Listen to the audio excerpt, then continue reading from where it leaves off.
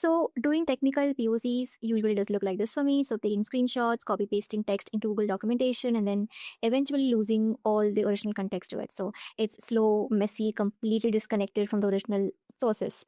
So for my own assignment, I have built Vantage to fix this for myself. Let's clean this up. So Vantage is a collaborative overlay. I can enable the overlay and create a room for myself to track my own findings. I can still do it without a room, but I like it organized. So um, you can just build one real quick. I can select a text directly on the documentation, pick a color, drop a contextual note to it. It uses a custom text anchoring algorithm, how similarly what chunking does by preserving some text before and after the particular main target message. So these highlights survive page refreshes, layouts, and changes without breaking.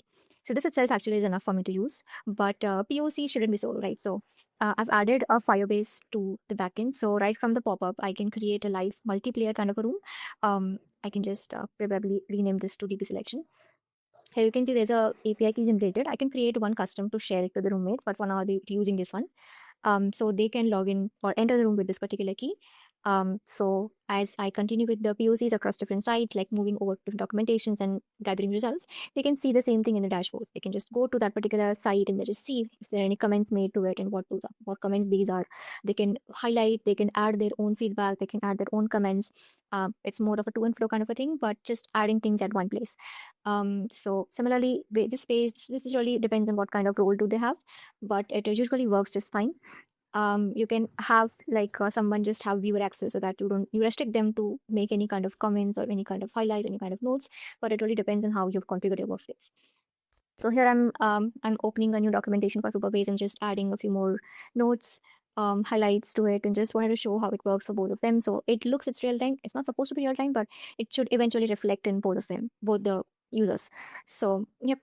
So this is basically more over like how highlight works. I'll just go more towards other features which I still have. So it's just how you gather information. But what happens in the dashboard and behind the back in the workspace. So here you can see, since I created this workspace, this particular room, I do have the admin access to this. I can go to settings. I can um, maybe tweak a few things here and there. I can change the room name. I can change the default role, which gets added to the API key. I can also have some more structure packs for the labels. I can create my own, for example, just confused. I can just typically play around with it. I can create some more access keys based on some restricted access if I want to have them. So you can just create and then share these kind of keys to the users to restrict their access or add more access to them. You can once you're done, when you're happy with it, you can just filter things out. You can just see what you've done so far, and once you are good with it, there are three different things you can do: export, import, and harvest. So it's basically like if you don't want to use Firebase as a backend, you want data to be with yourself, then you do not need to have a live room. You can just do it in your local. Harvest is basically just exporting whatever information you've gathered so far from whatever sites you've gathered so far, and then putting it as a markdown.